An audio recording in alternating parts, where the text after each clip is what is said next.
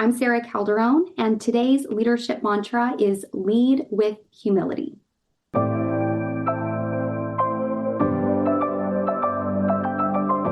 The Leader Assistant podcast exists to encourage and challenge assistants to become confident, game-changing leader assistants.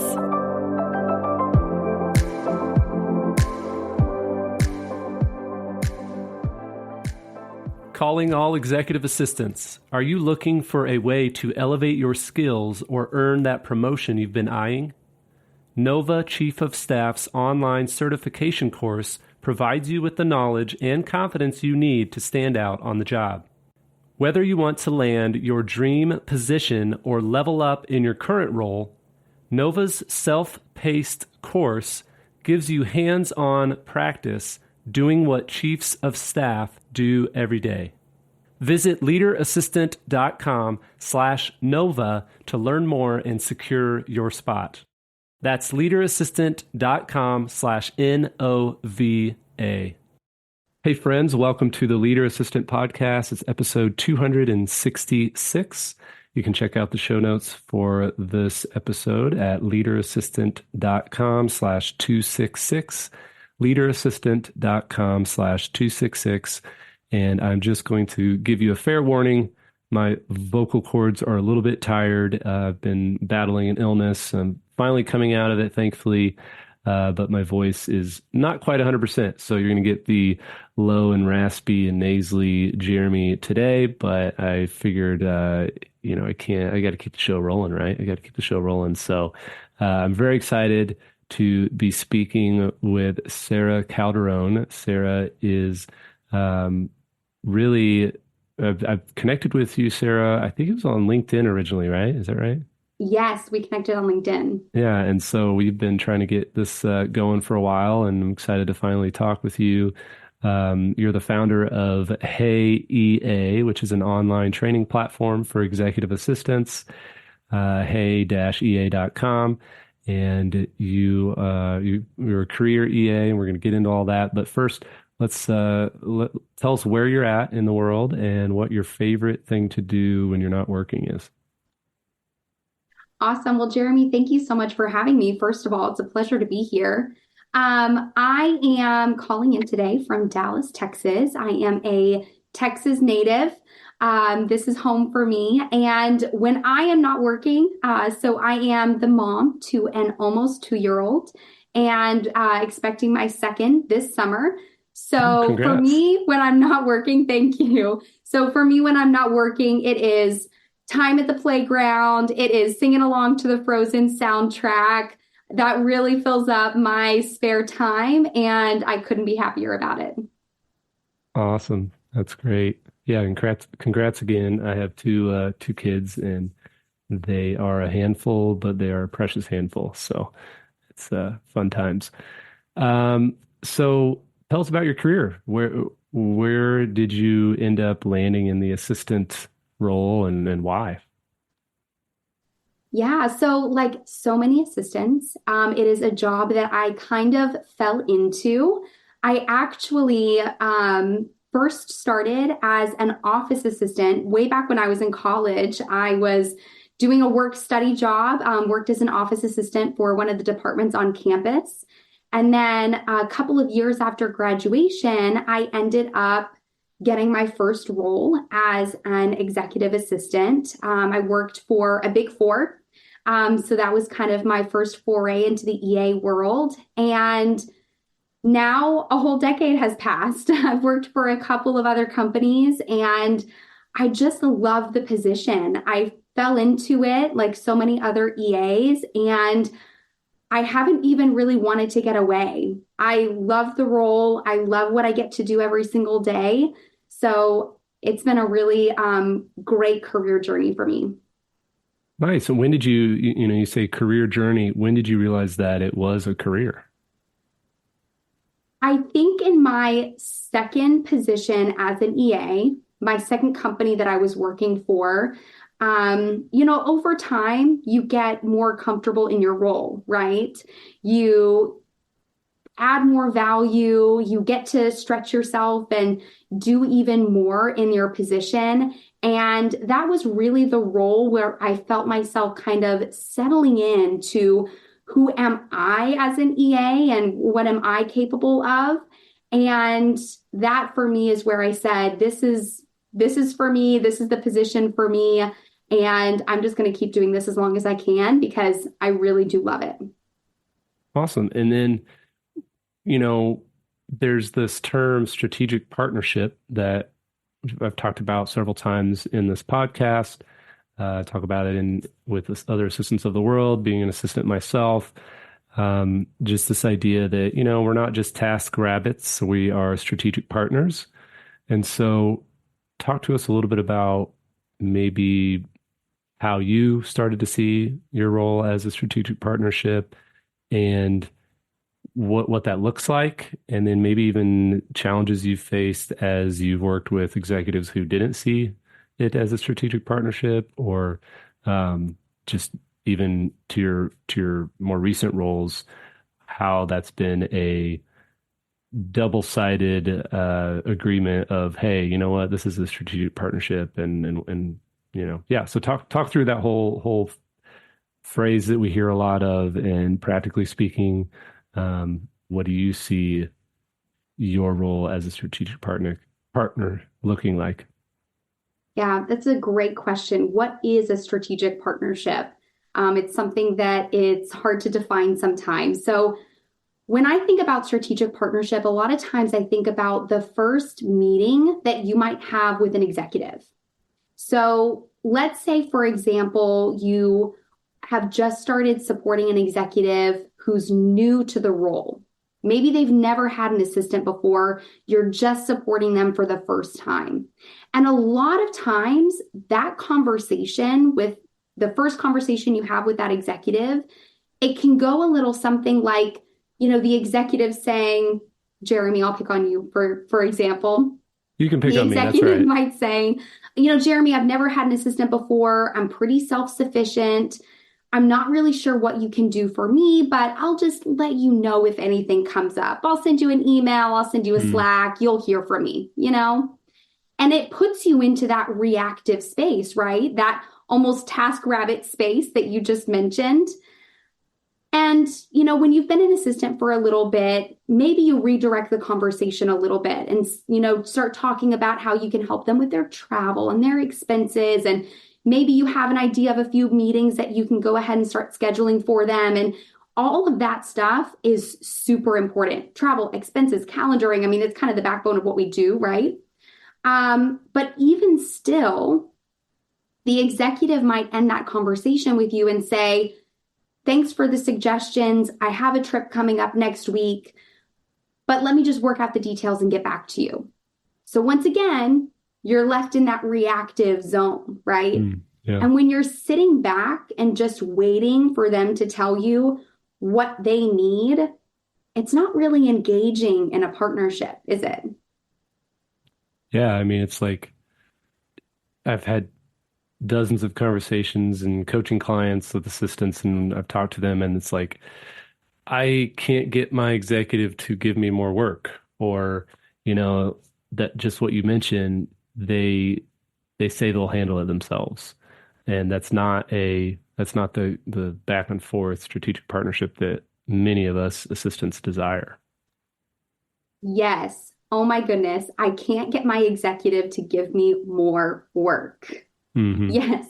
Every time I hear an executive say to me, I'm really low maintenance, to me, that's even a red flag. You're doing too much, executive. You need to offload some of your work. But what is that work, right? That's a question that's really hard to answer. So for any assistant out there who's looking for more work from their executive, looking to build that partnership, I have the solution. So reframing the conversation with your executive and asking the executive, what are your goals? What are your KPIs? What are you accountable to achieve this year? And what are your, let's call it 3 to 5 high value activities that are going to contribute to you hitting those targets? So really dig into that stuff with your executive. This reframes the conversation. You're now in a proactive position. You are asking them, what are they trying to accomplish? What are their goals? What are their priorities?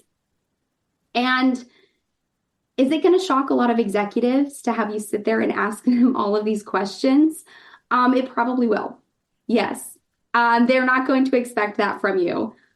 But I have to say, I just had a very similar conversation with a leader just this week.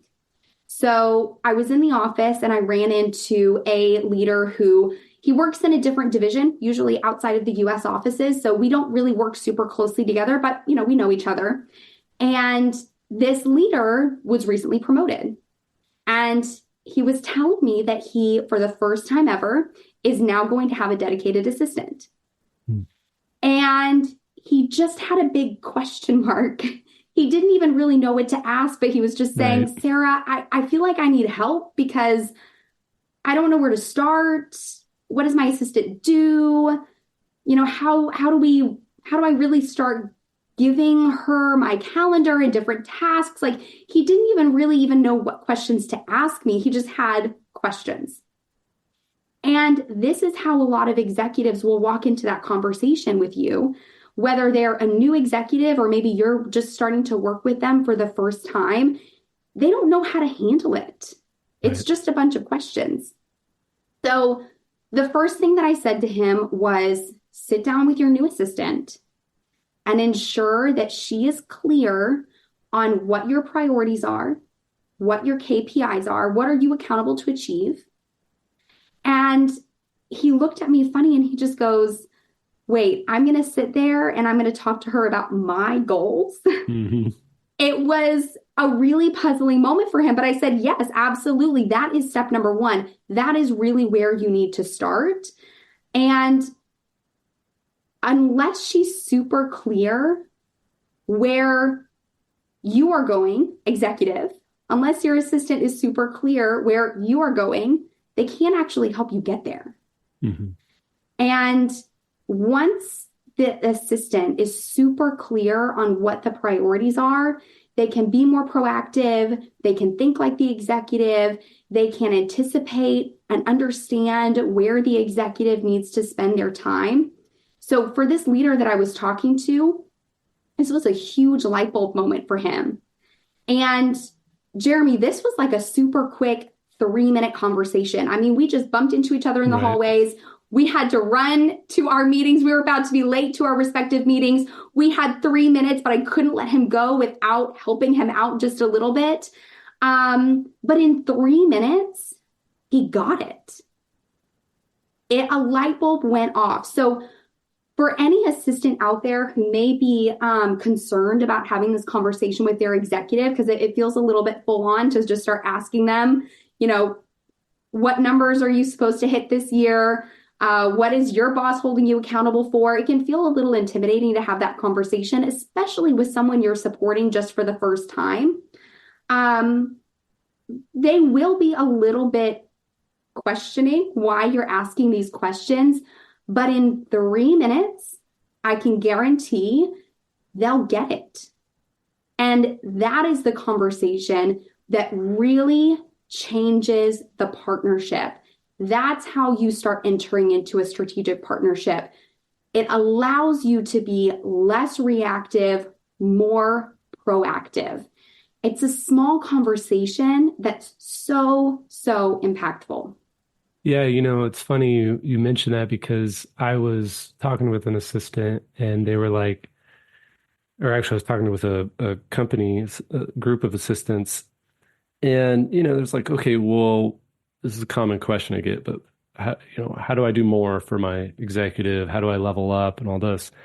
And a lot of assistants ask the question, how do I become a better assistant? And I actually think that's the wrong question. I think the better question is, how do you do more of, or how do I as an assistant do more of my executive's job? And so to your point, it's like, hey, what are your goals? What are your KPIs? What are you doing? Because my goals are your goals, and my job is to help you execute your vision. And so that executive's like probably clueless because, never worked with an assistant, doesn't know what an assistant does. And it's like, okay, well, I don't even know where to start. And you were right to point him back to just start with what's your job? What are you trying to accomplish? And then they can come in and help you with that. And so I think a lot of the times assistants focus so much on, well, what's the best tips and tricks of being a better assistant? When I actually think the future of our role is how much can we not only put ourselves in our executive's shoes and understand what they're doing, but actually wear their shoes every day and do more of their job. Absolutely. It's kind of an opportunity, if you think about it, to share the load a little Hmm. bit. And while an executive, of course, has direct reports and a whole team, and there's a big team of people that are mobilizing around company priorities, we're kind of the only ones that are in the trenches in that way together with the executive when we're in that partnership mindset, right? Yeah, exactly. Awesome. Well, what else about the partnership? Um, Maybe are there any stories in your career where the partnership wasn't going well and you had to work through it, or examples of how maybe some wins that you and one of your executives that you've worked with have accomplished together?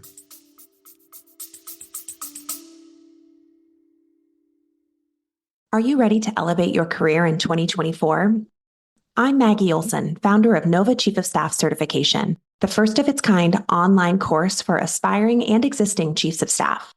With curriculum taken directly from on-the-job responsibilities, Nova's self-paced learning modules provides you with hands-on experience so you can feel competent and confident moving into a chief of staff style role.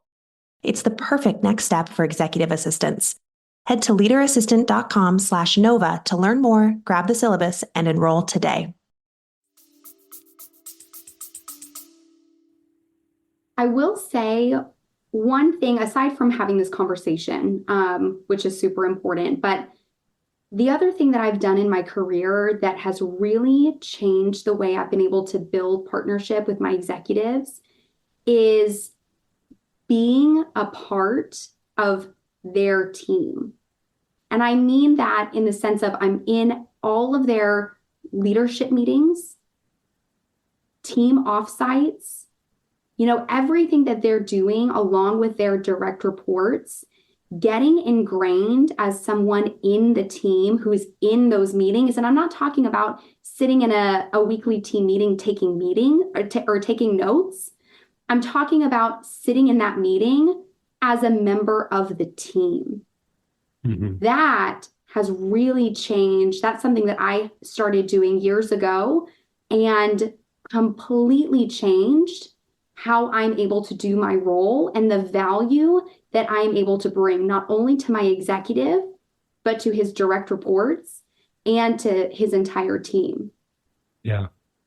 Yeah, well said. And I think that part of that has to do with the HR org chart and the levels and the titles aligning well with, um, you know, instead of just saying, oh, well, everyone has 12 levels and everyone has salary bands, and, you've got, senior assistant, and then you've got director, and you've got senior director, and then you got vice president and senior vice president, and you're working your way up this thing.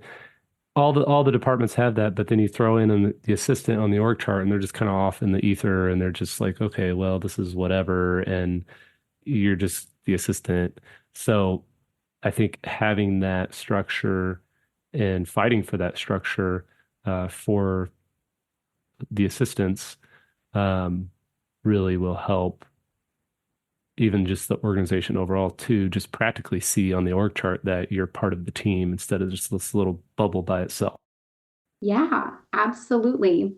We're partner to the executive, we're part of the team. And I think for any assistant who wants to start doing that, but maybe doesn't know how to navigate the conversation with their executive, when you sit down and have this conversation that we just talked about their priorities, digging into their priorities and understanding where they're going, the natural kind of ending to that conversation is and I'm going to be in all of your leadership meetings. Right. I'm going to be close to the priorities. I'm going to be close to what's happening in the business.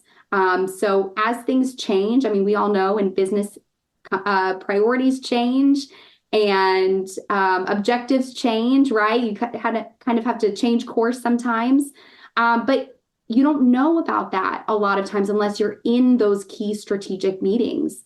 So get aligned with your executive and tell them that you're going to be a part of these meetings, you're part of the team, and you're going to be part of these discussions. And that will tremendously amplify your value. What have you experienced, or have you experienced situations where the executive's like, well, okay, but you can't be in these meetings? Have you ever experienced that? There are some meetings that maybe from an HR perspective, from a confidentiality perspective, it doesn't make sense for me to be in there. Or, Hmm. the subject that's being discussed, maybe it's a 10-year off thing and it's pretty confidential at this point. So it doesn't make sense for me to be in there.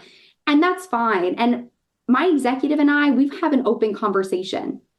And he'll let me know this meeting, it doesn't make sense for you to be in for XYZ reason, but you're in these next four. Hmm. And that's fine because I understand that, if I'm not able to join a meeting, it's for a very specific business reason. And, we have that open dialogue and that open conversation that we're able to talk about it openly. Awesome. Great. Well, what's kind of the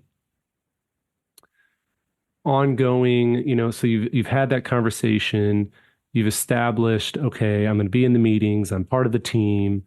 My goals are your goals. What is the like ongoing investing in the relationship, investing in the partnership, um, keeping it going? What's kind of the process for that? And do you have any tips to share in that regard?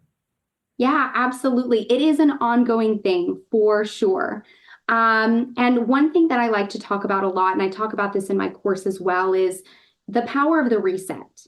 A lot of times it's easy for us to just kind of get stuck in a rut.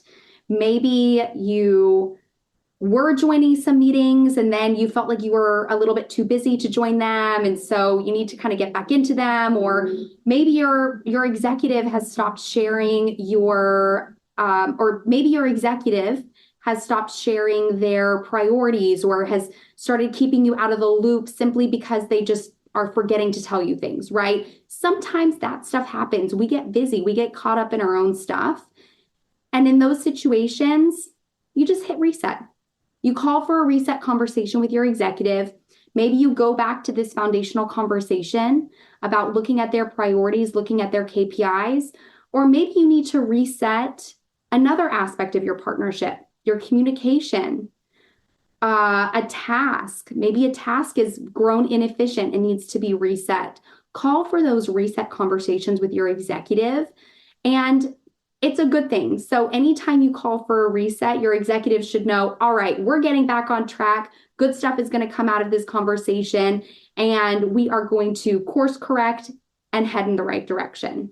So that's my suggestion. As time goes on, identify when things maybe aren't working or have stopped working or need to be reevaluated. Stop and reset. Nice, great tip. Love it. So, okay, before we jump into a little bit of kind of why you started Hey EA, what's kind of the last thing you want to say to assistants in regards to maximizing their executive strategic partnership? The one thing that I will leave them with is a little nugget from the executive's perspective. Executives, they do feel the pain of not having a strategic partnership, but they don't know that that's what they're feeling. For an assistant, we know when we're not operating in a strategic partnership, right? We start asking those questions like, all of the questions that you get from your community, Jeremy. How can I get my executive to give me more work? How can I be a better assistant? That's how we feel the pain of not having a strategic partnership. But executives, they actually feel it too. They just don't realize what it is. They think it's just the pressure of the job. And, when you reach a certain level of success in corporate America and your career, you kind of think that just being a stressed to the max, frazzled mess, that's how I'm supposed to be. I'm a vice president, I'm a president, I'm a CEO, whatever it is. I'm just supposed to be stressed to the max all the time. But what if it didn't have to be that way? What if, after working with your executive to create that strategic partnership, they could come to you and say, I actually like my job again. I actually have a better relationship with my family because I can be more present. I actually feel like hitting our targets is attainable. And that's exactly what I'm seeing happen. And that's the feedback that I've been getting from the teams that I've been working with. And Jeremy, who doesn't want that, right? Right. Yeah. That's great. Awesome. Well, Sarah, thanks so much for being on the show. Tell us a little bit about why you started Hey EA and what it is and where people can learn more. Absolutely. So I started Hey EA because I was really looking for resources as an assistant.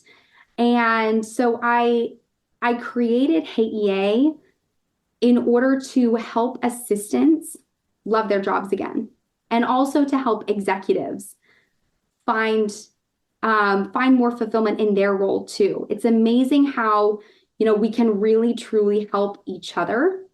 And that's really why I created Hey EA. So for anybody who might want to kickstart their partnership, they want to have a conversation with their executive and really start driving this strategic partnership, I created a free communication guide that is on my website, which is hey-ea.com. And that guide is going to be a great starting point for anybody. So you can go to my website, hey-ea.com, and download that free guide.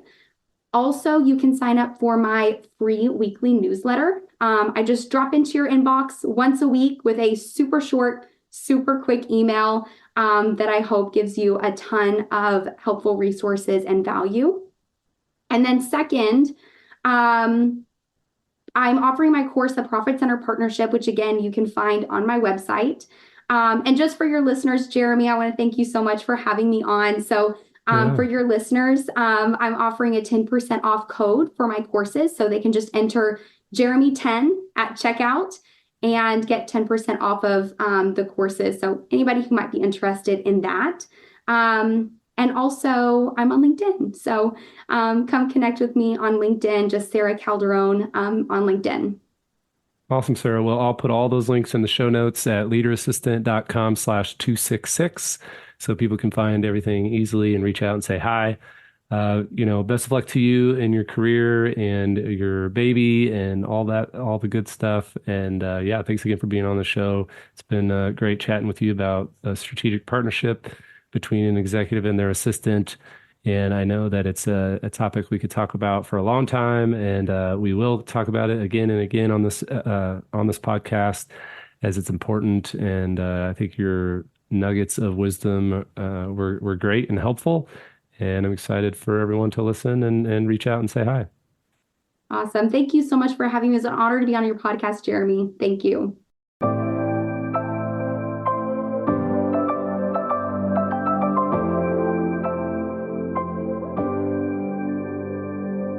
Please review on Apple Podcasts.